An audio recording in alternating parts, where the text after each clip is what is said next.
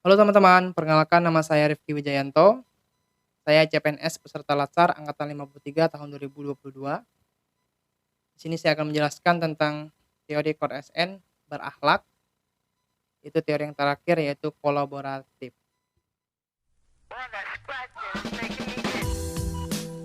Kata kolaboratif atau kolaborasi tentu sangat familiar di telinga teman-teman semua ya.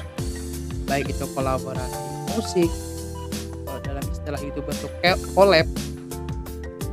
Dalam kehidupan sehari-hari pasti kita seringlah melakukan praktek kolaborasi. Sejatinya, kolaborasi bisa dipahami sebagai proses antara dua orang atau lebih yang bekerja sama untuk menyelesaikan tugas dan mencapai satu tujuan. Kolaborasi adalah tindakan individu dan kelompok yang bekerja sama untuk membuat keputusan secara bersama-sama. Sehingga ketika berbicara tentang kolaborasi, menganggap kesatuan.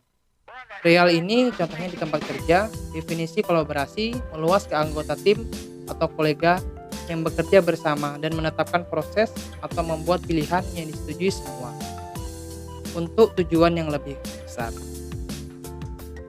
Menurut Gier Ensing mengungkapkan bahwa kolaborasi adalah nilai yang dihasilkan dari aliansi antara dua atau lebih perusahaan yang bertujuan untuk menjadi lebih kompetitif dengan mengembangkan rutinitas bersama. Jadi bergabung. Sebelum kita bahas lebih lanjut tentang kolaborasi, mari kita sama-sama menonton video singkat berikut ini.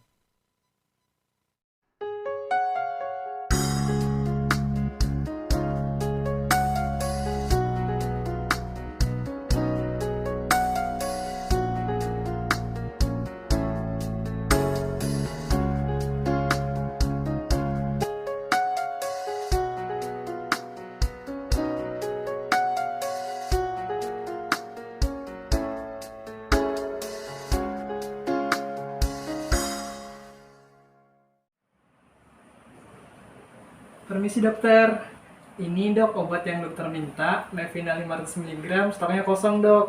Kemungkinan besok baru datang. Apakah boleh saya ganti sama persamaannya dok? Yaitu Anastan, isinya asam mefenamat juga dok. Gimana dok, boleh kah dok? Oh iya mas, nggak apa-apa, ganti pakai persamaannya aja.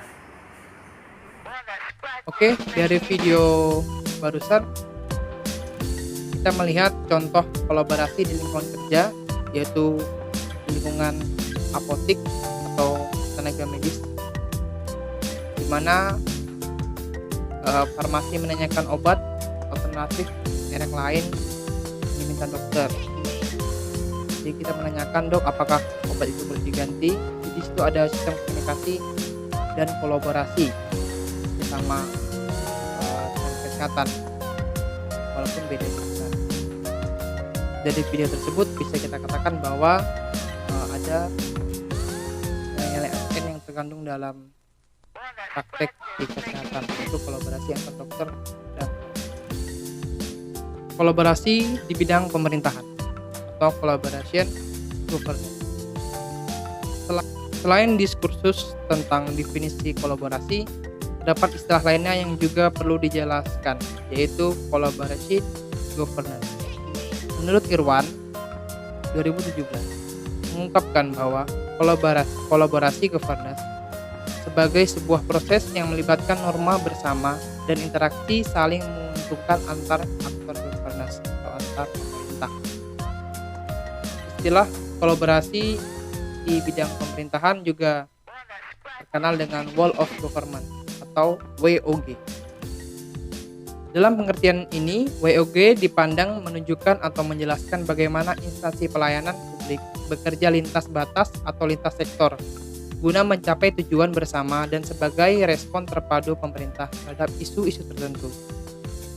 Menurut Anes dan Gas tahun 2012 mengungkapkan beberapa proses yang harus dilalui dalam menjalin kolaborasi, yaitu yang pertama adalah trust building, membangun kepercayaan dengan stakeholder mitra kolaborasi.